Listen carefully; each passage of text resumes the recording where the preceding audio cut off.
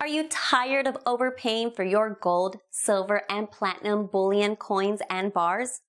Then visit sdbullion.com today. SD Bullion was recently named the 177th fastest growing company in the United States by Inc. magazine. This is because they offer the absolute lowest prices in the industry and follow up with over-the-top customer service. So what are you waiting for? Go to sdbullion.com today and join more than 60,000 happy investors that save money on every precious metals purchase they make. Hey everyone, this is Elijah Johnson with silverdoctors.com. It is May 4th, 2018. With us today is a very special guest, Dave Kranzler, fund manager at investmentresearchdynamics.com, and co-hosting with me is James Anderson from SD Bullion. David, thank you so much for joining us today. Thanks for having me on again. I don't know if I would say I'm special. That might be an insult. No, definitely. And one of the things we were going to discuss today was about the markets. And one thing you just wrote recently in your mining stocks journal was that you see that we might be hitting a final bottom in the precious metals. You're saying that this might be the final bottoming process for gold and silver, and you were especially interested in the silver chart. Can you expand on that? Sure. And again, I think the key modifier there is the word might, because obviously with the amount of intervention that goes on in this market, it's impossible to predict short-term moves or intermediate-term moves. I mean, you can predict that as soon as the employment number headline hits the tape, they're going to smash gold and silver. I mean, you can set your watch by that. And of course, today they smashed gold and silver as soon as the headline hit, but then they bounce back. And that in and of itself right there, that type of bounce back is the type of bounce back we're seeing when they're hitting the market, for manipulative purposes. Rather than staying down, it seems to be bouncing back.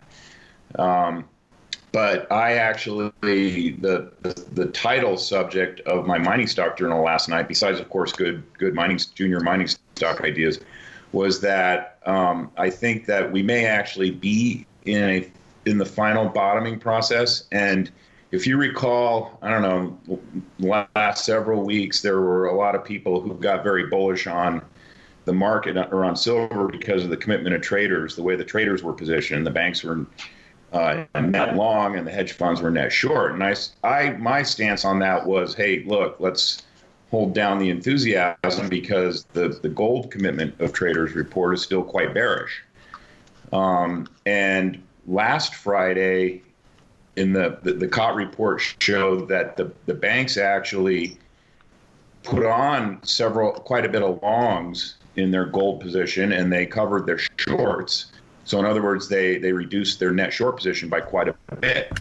And at the same time, the hedge funds were unloading longs and piling into shorts. Now, in past cycles, when they've reduced their net long position, they've started off just selling longs and letting the banks cover. And then eventually, as the cycle's bottoming, they start to short pretty heavily.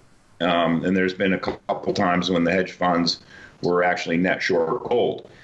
Well, last week, they sold off a huge chunk of their gold long position in COMEX futures, and they added a huge chunk of shorts.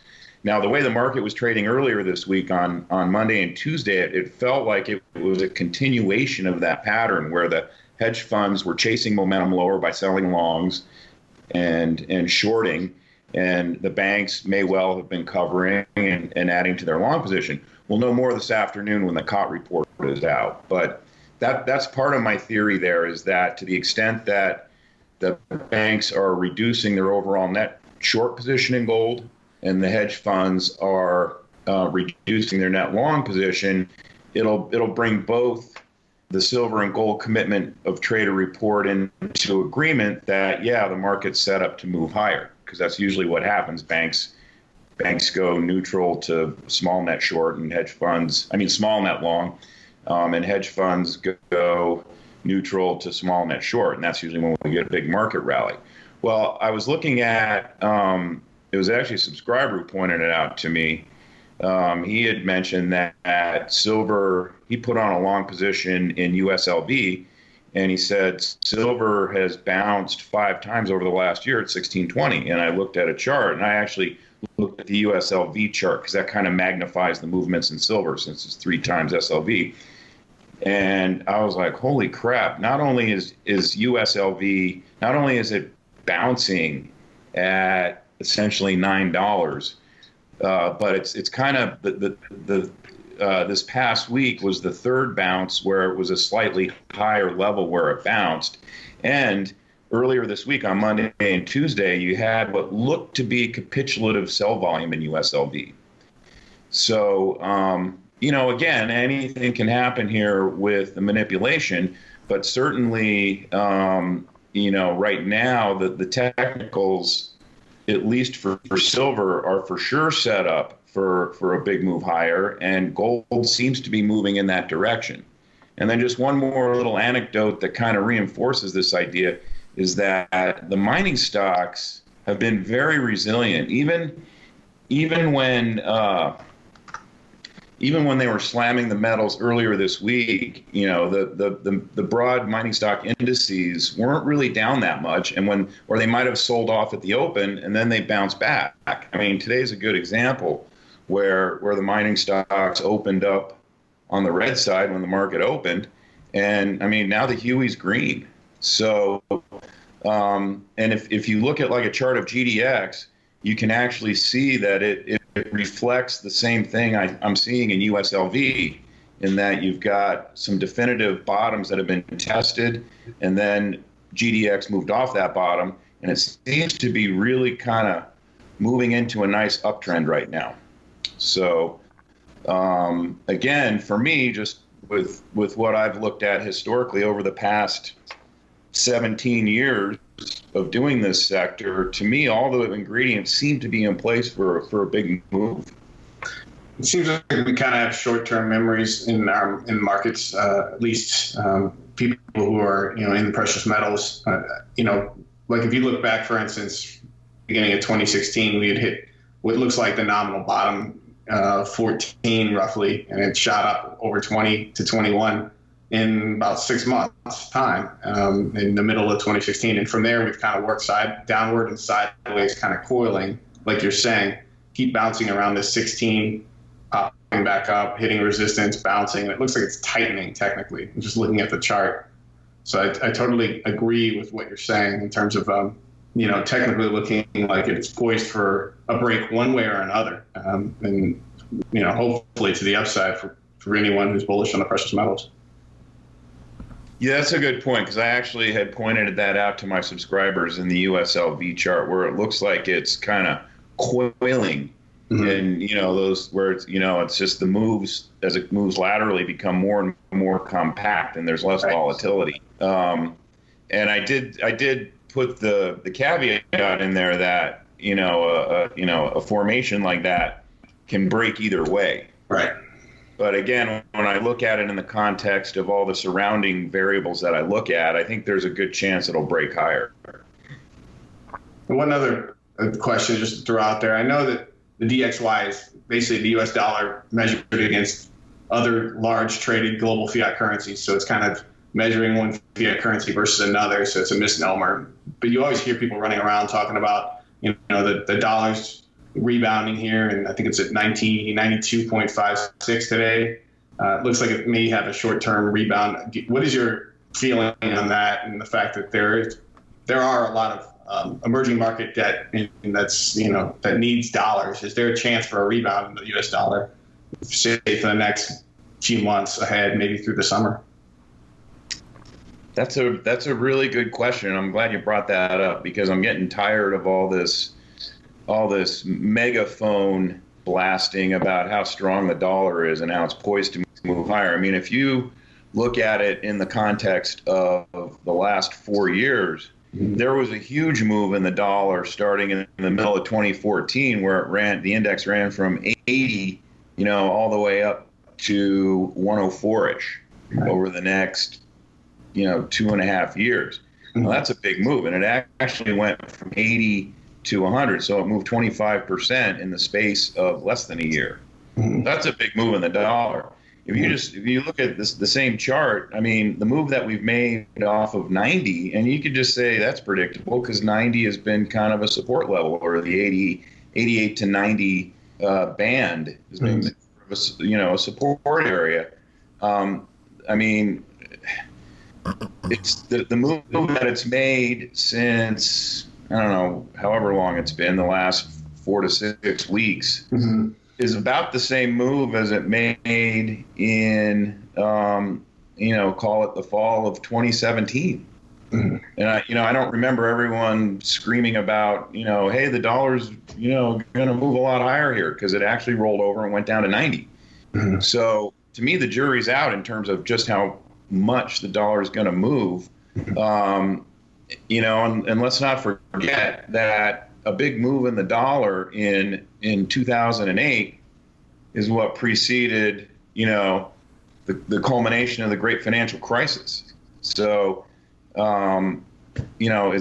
a big move in the dollar, is that going to be bearish for gold? I mean, it might be initially, but I think at this time, I think the market's so washed out. And I think investors understand that, if we get a big spike in the dollar here, it's because we're on the cusp of a massive financial problem. And the only reason the dollar is moving higher is people are clawing for dollars, as you say, to service dollar denominated debt. So if anything, we'll get some volatility in the market with, in gold and silver. But I think if the dollar starts to move higher like it did in 2008, I mean, it's great news for gold and silver, because it means we're about ready to have financial collapse again. No, it seems like some very wealthy people are seeing how you are seeing with respect to precious metals, that they think precious metals are going to increase in value over the next, in the future. Now, you were reporting on that an Egyptian billionaire put half of his net worth into gold. Yes, that was actually a story that I had picked up on Bloomberg News. This guy's worth, I don't know, 4.2 billion. He's some sort of Egyptian, like, building and construction industrial magnate. And he said that he put half of his net worth in gold. And I have to assume, I mean, I'm sure he's got some paper gold products in there, but I have to assume a lot of it probably went into physical gold. Yeah, I think I looked at the piece. It looked like in the interview he talked about having to talk his mother into it, which I think a lot of people out there could kind of understand, having to talk to maybe their spouse or talk them into it. And then the piece also mentioned that he was doing some mining plays. He's involved in some mining programs here or there, but it didn't get real specific, like you said, whether or not what percentage, because he had 5.7, I think is the number, 5.7 billion, I think is the number stated.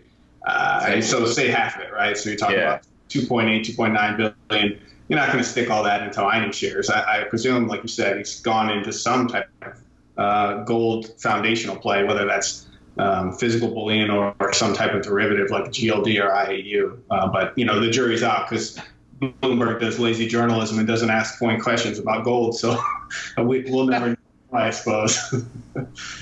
Well, probably intentionally lazy journalism, but I like the way you put that.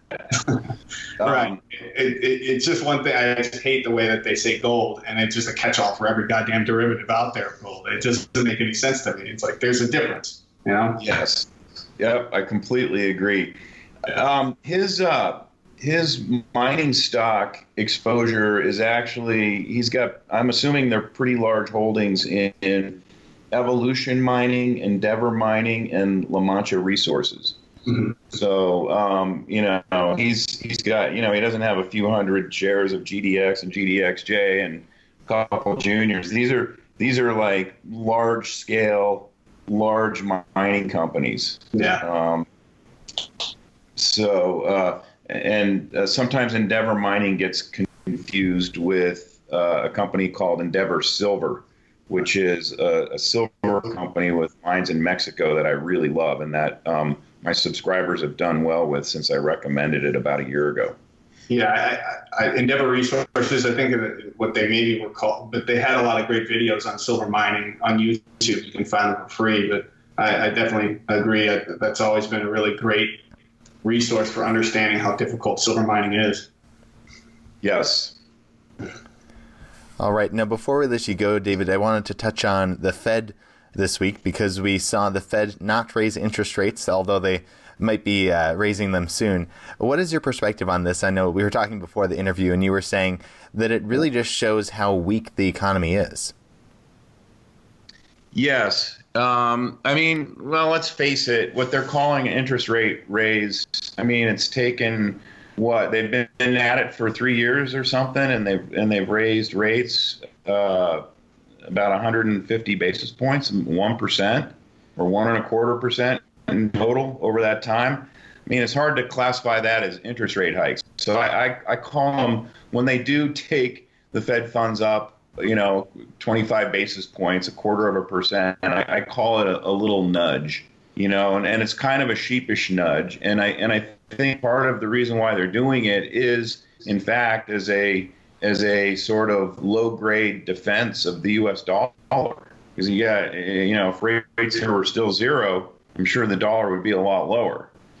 So, and again, I think the reason why they didn't raise on Wednesday, and the reason why they haven't really, again, it's not what I would characterize as raising rates, is that I think that the economy is a lot weaker than what the propagandists, the media, the politicians, and Wall Street want us to believe. And I have a lot of evidence for that. And I think, despite what the Fed says in public, I think they know that. I mean, they have better data to look at than we do. And so if the economy was really as strong as they said it is, and there's a shortage of labor and the labor market's tight, blah, blah, blah, they'd be hiking interest rates in 50 to 100 basis point chunks, not, quarter of a percentage point, once or twice a year, and we're good. So I think Wednesday's action, again, reflects the fact that, the Fed knows the economy is weaker than they're saying it is, and they know if they raise rates too much, it's going to throw the economy into a very bad financial crisis. Hey, David, real quick, I just want to throw it in there because I didn't get to read your whole piece, but I know you follow them well, and I'm guessing you're probably on the short side of either.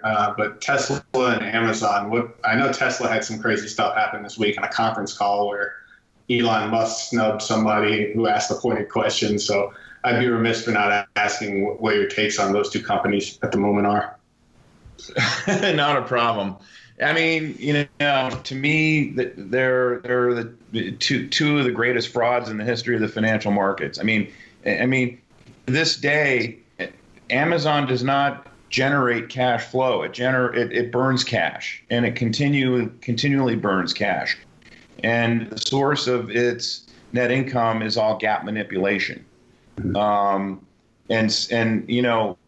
whatever reason, Amazon is a cult stock. People love it. Everything Bezos does is to generate revenues. He doesn't care what the cost of generating that revenue is. In fact, his international e-commerce business, because he segments it between North America and international, the international e-commerce business, which is the internet sales, that had an operating loss of over $600 million last quarter. That's not something you'll hear in the media, but that's a fact.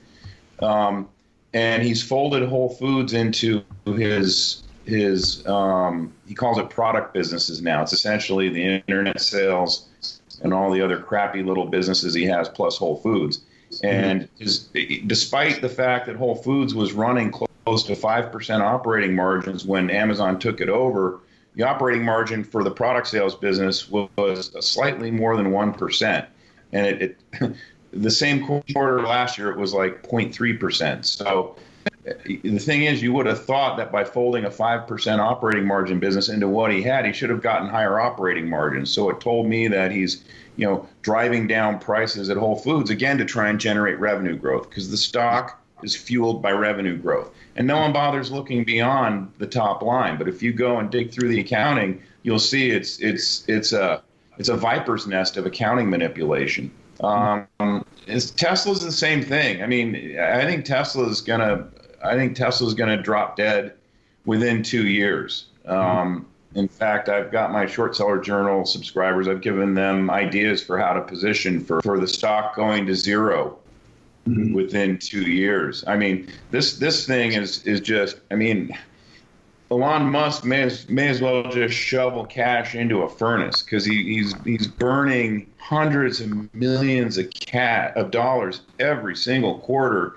He misses his forecasts every time he comes out and makes a forecast.